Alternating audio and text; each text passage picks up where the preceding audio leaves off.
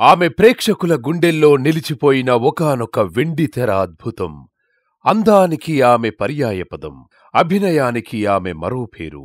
ఆమె మహానటి సావిత్రి.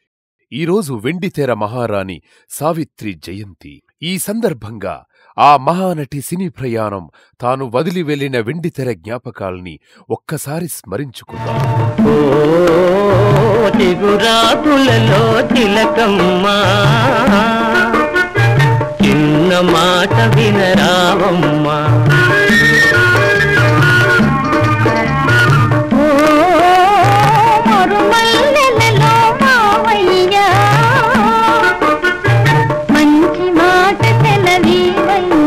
తెలుగు సినీ ప్రపంచానికి ఒకే ఒక్క మహానటి కొమ్మారెడ్డి సావిత్రి.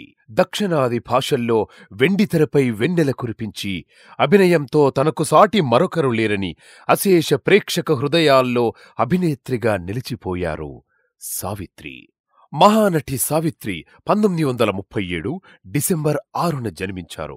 12వ ఏటనే సంసారం సినిమాతో మొదటిసారి తెరపై కనిపించారు. 1944లో అగ్ని పరీక్షలో అవకాశం వచ్చినా అప్పటికి ఆమె చిన్నపిల్లని, మెచ్యూరిటీ లేక ఆ పాత్ర సరిపోలేదని ఆ సినిమాలో ఆమెను ఎంపిక చేయలేదు. పెళ్లి చేసి చూడు ఆమె సినీ జీవితంలో ఒక మలుపు.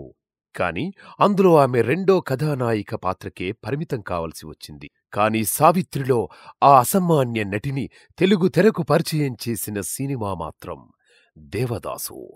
అపురూపమైన దృశ్య కావ్యంలో దేవదాసుగా అక్కినేని, పార్వతిగా సావిత్రిల నటన అజరామరంగా నిలిచిపోయింది. ఆ తరువాత వరుసగా ఇవి సావిత్రి మాత్రమే చేయగలదు అనే పాత్రలు ఎన్నో చేసింది ఆ మహానటి. మిస్సమ్మ, మధురవాణి, శశిరేఖ, ఇలా తన నటనతో ఆమె జీవం పోసిన పాత్రలు ఎన్నెన్నో. అందచందాల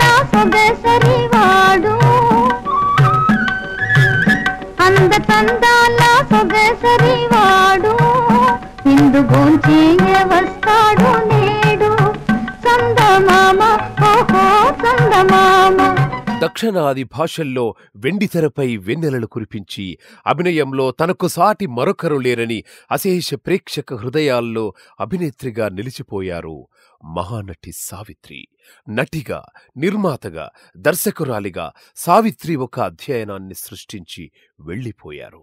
1968లో చిన్నారి పాపలు అనే సినిమాకు దర్శకత్వం వహించింది సావిత్రి.